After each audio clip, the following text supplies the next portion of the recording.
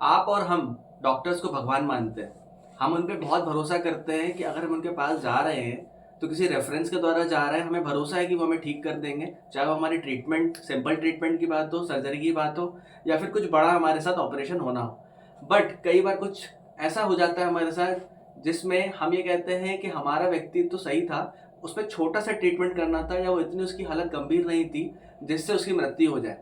अब मैं आपके सामने ऐसे कई सारे केसेस तो नहीं रख सकता जिसमें ये प्रॉब्लम रेज होती है, बट कुछ ऐसी बातें रखना चाहूँगा जिसमें आप अपने बातों को, या ऐसे आप समाज में आपने फेस किया होगा या दिक्कतें महसूस की होगी कि डॉक्टर के पास गए और मृत्यु हो गई, हालांकि उसकी तबीयत बहुत अच्छी थी, पर आपके पास ऐसा कुछ नहीं होता है कि आप डॉक्टर को गलत साबित कर पाओ।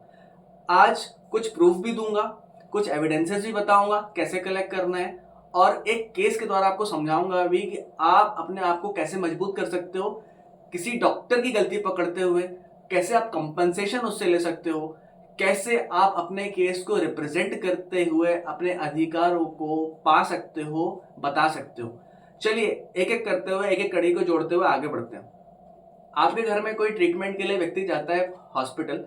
सपोज करिएगा, एक जजमेंट को लेके चलता हूं, उसके पेट में बहुत ज्यादा ब्लोटिंग थी, पेट एकदम फूल गया था। अब आप क्या करेंगे? डॉक्टर से बोलेंगे डॉक्टर इसमें क्या करना है, डॉक्टर सजेस्ट करेंगे आपको कि इसमें सर्जरी होगा या ऑपरेशन होगा, पेट के अंदर से लिक्विड फ्लड निकालना पड़ेगा हमको, उसके बाद ही हम आगे देख पाएंगे आखिर चल क्या रहा है। इस केस में जिसको मैं डिस्कस करूंगा, उसमें हुआ क्या कि लेफ्ट साइड में उसको एक नली डाली जाती है फ्लड निकालने के लिए, और डॉक्टर ने उनसे कंसेंट लिया होता है कि हम आपके राइट साइड में फ्लड के लिए एक पाइप डालेंगे जिसको कहते हैं एच डी कैथेर, उसको डालते फ्लड निकालेंगे। अब हुआ क्या, उनकी तबीयत बहुत खराब हो गई। नेक्स्ट डे डॉक्टर्स ने राइट लेफ्ट साइड से भी एक दूसरा एक फेरमा कैथेर नाम की नली डाली और उससे फ्लड निकालना चाहा। अब हुआ क्या, जब उन्होंने एच डी कैथेर पहला वाला डाला हुआ था तो उससे एक जलगर वेन होती है जो ब्लॉक हो गई थी, जिससे जो खून है वो पास नहीं हो रहा था। पर सेकेंडली जब उन्होंने दूसरा वाला वेन डाला तब उसकी हालत इतनी खराब हो गई कि वो सर्वाइव ही नहीं कर पाया। अब एक ज्ञानवान व्यक्ति जो समझता है कि हमने उसको, डॉक्टर को, हॉस्पिटल को कंसेंट दिया हुआ था कुछ और करने के लिए और उनने कहीं और कुछ कर दिया, इस पे जवाबदेही किसकी होगी? ये नेग्लिजेंस किसका होगा? किसी भी प्रकार का अगर छेड़छाड़ हमारे शरीर से किया जाता है तो वो डॉक्टर को बताना पड़ता है कि हम किस अंग को कितना काटेंगे और किधर हमारा क्या ऑपरेशन होना है। अगर हमने राइट साइड में आपको कंसेंट दिया हुआ है तो आप लेफ्ट साइड में कैसे कर रहे हैं? और भी कई सारी बातें थी कि अगर जो व्यक्ति कर रहा है उसका प्रॉपर फॉर्मेट, कि ये व्यक्ति सर्जरी करेगा या ऑपरेशन करेगा या दूसरा व्यक्ति करेगा, पूरा उस प्रेस्क्राइब फॉर्मेट में लिखा रहता है, कंसेंजुअल मैनर में हमको मेंशन होके मिलता है। आपको क्या करना है, उसका पहले तो फोटो लेना है कि हाँ ये मैंने कंसेंट दिया हुआ था।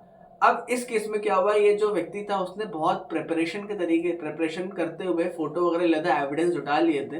वो पहुंचता है पुलिस के पास कि देखिए इनने हमारे साथ गलत किया हुआ है, हमने कंसेंट कुछ और दिया हुआ था, इनने किया कुछ और है।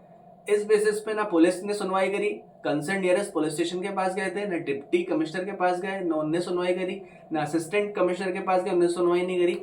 इनको सिर्फ और सिर्फ आखिरी एक रास्ता दिया गया कि आप मेडिकल काउंसिल के पास जाइए और अपनी प्रार्थना रखिए, अपनी परेशानी रखिए।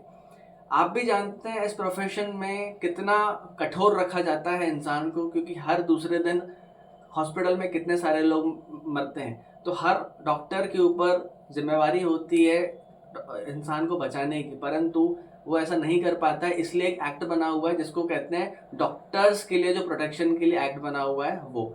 अब हम इसको किस तरीके से पेश करेंगे जिससे हमें ये पता चले कि गलती डॉक्टर की थी।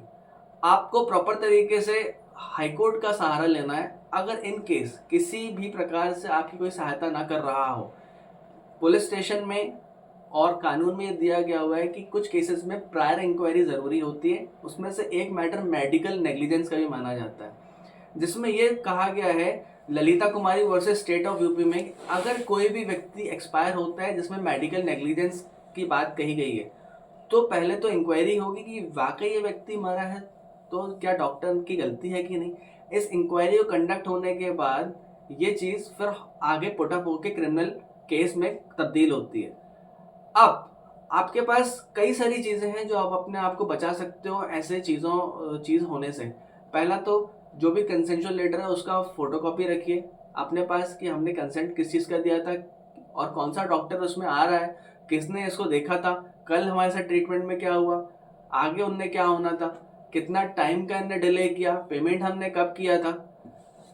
हाल ही में एक कर्नाटक हाई कोर्ट ने एक जजमेंट पास किया जिसमें ऐसा ही होता है, एक व्यक्ति का पेट बहुत ज़्यादा फूल जाता है और डॉक्टर को कहा जाता है कि डॉक्टर ने उसको कंसेंट लिया था कि हम लेफ्ट साइड में इसका वेन डालेंगे, एक पाइप डालेंगे जिससे फ्लड निकालेंगे। वो सक्सेसफुल नहीं होता है। सेकेंड डे वो खुद से ही बिना कंसेंट लिए राइट साइड में पाइप डालते हैं और उससे फ्लड निकालते हैं।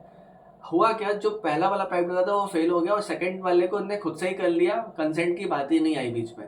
इस बिहाफ में पता चलता है पिटिशनर को, जो कि मृत्यु जिसकी हो चुकी थी, वो फादर थे उसके बेटे को, पिटिशनर ने केस फाइल किया हाई कोर्ट में ये कहते हुए कि नहीं, इन्होंने मेरे पिताजी के साथ खिलवाड़ किया है, इन्होंने मुझसे बोला कुछ और था, किया कुछ और है, सर्जन जो थे वो नहीं थे, इसमें नॉर्मल डॉक्टर ने इस पे काम किया हुआ है। इस बिहाफ पे हाई कोर्ट ने कड़क कदम उठाने की बात कहते हुए एफआईआर लॉन्च करने के निर्देश दिए। धन्यवाद, मिलते हैं नेक्स्ट केस के साथ। Thank you.